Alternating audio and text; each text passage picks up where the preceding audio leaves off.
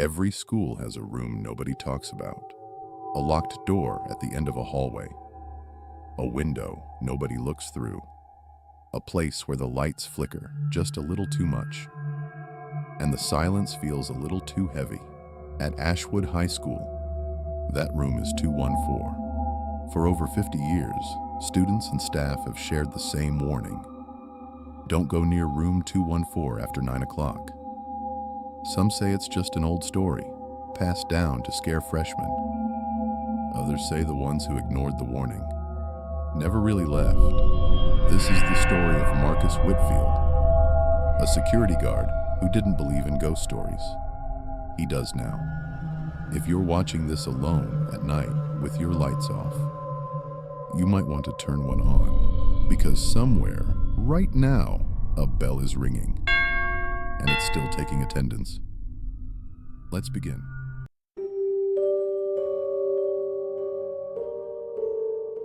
Room 214 was supposed to be empty.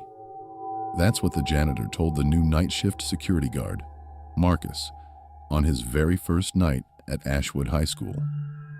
"Don't go near that room after 9, the old man said, keys jingling in his trembling hand. "Doesn't matter what you hear. Doesn't matter what you see. You just keep walking." Marcus laughed it off.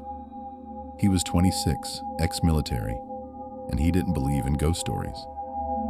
Ashwood High was just an old building, red brick, built in 1962, with creaky floors and flickering lights. Nothing more. He should have listened. Marcus started his rounds at 8 p.m. The halls were silent, lit only by the dim emergency lighting that buzzed overhead. His footsteps echoed against the tile floor as he walked past rows of lockers, past the trophy case, past the gymnasium doors. Everything was normal until he reached the east wing. The temperature dropped so suddenly he could see his breath. He checked his phone. The building's thermostat read 72 degrees. That didn't match what his body was telling him at all. Then he heard it. A bell. Not the fire alarm. Not the intercom chime. It was the old school bell. The one that used to hang above the main entrance decades ago before they replaced it with electronic speakers. A deep, hollow clang that echoed through the empty corridor. Marcus froze. According to the school records he'd read during orientation, that bell had been removed in 1998. There was nothing left to ring. He walked toward the sound anyway, flashlight raised, heart pounding harder than he wanted to admit. The bell rang again, closer this time, and then he saw the light coming from under the door of room 214. The door was locked. Marcus knew this because he'd checked it himself at the start of his shift, along with every other door on the floor. But now, light spilled from beneath it in a thin yellow line, and he could hear something scraping, like a chair being dragged slowly across a wooden floor. He pressed his ear to the door. A voice, faint and childlike, was reciting something. Not quite words, not quite a song, just a rhythm, over and over, like a chant a child might use for a jump rope game. One more lesson, one more test. Put the students all to rest. Marcus stepped back so fast he nearly fell. He radioed the front desk. No answer. It was 2 a.m., and the office was unmanned overnight, standard for this district. He was alone. He should have left. He should have called the police and waited outside. Instead, curiosity, the same stubborn curiosity that got him through 2 tours overseas, made him reach for his master key. The lock clicked open easily, like it had never been locked at all. The room was empty. Rows of old wooden desks, the kind with the flip-up seats, sat covered in a thin layer of dust nobody had disturbed in years. A chalkboard at the front still had faded writing on it, half erased. "Welcome back, class of...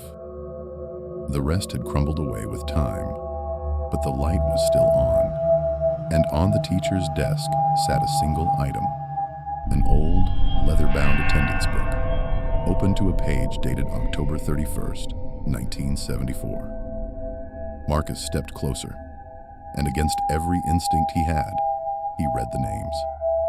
23 students were listed. 22 had check marks beside their names. One did not.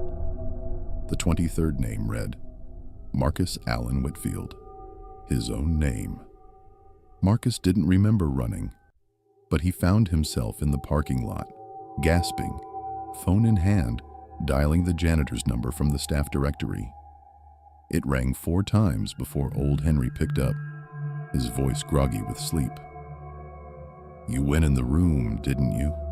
Henry said. It wasn't a question. "How do you know my..." Marcus started, but Henry cut him off.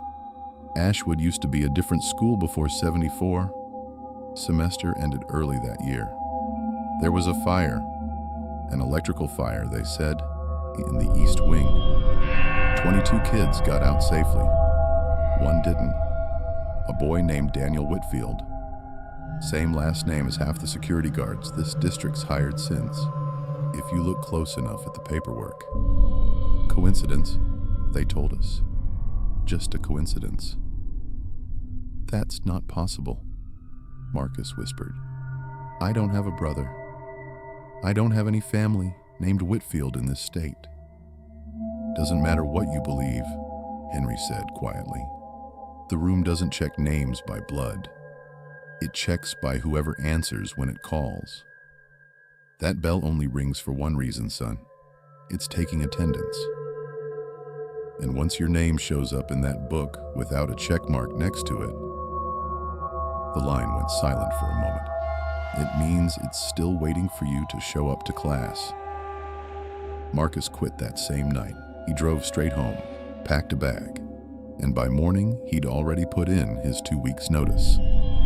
Except he never made it to the 2-week mark. He was gone by sunrise, driving 3 states away without telling anyone where. For a while it seemed to work. Weeks passed, then months.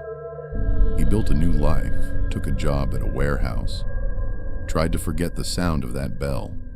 But some nights, right around 2 a.m., he swears he still hears it. Faint, distant, like it's calling from somewhere very far away, or somewhere getting closer.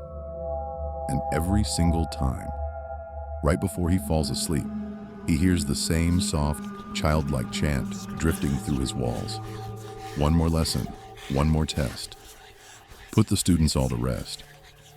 Ashwood High School is still open today. Students walk its halls every single day, unaware of what waits in the East Wing after dark. The security position is always hiring. Nobody ever seems to stay very long. And if you ever find yourself walking an empty school hallway late at night, and you hear a bell ring somewhere it shouldn't, don't go looking for where it's coming from. Just keep walking.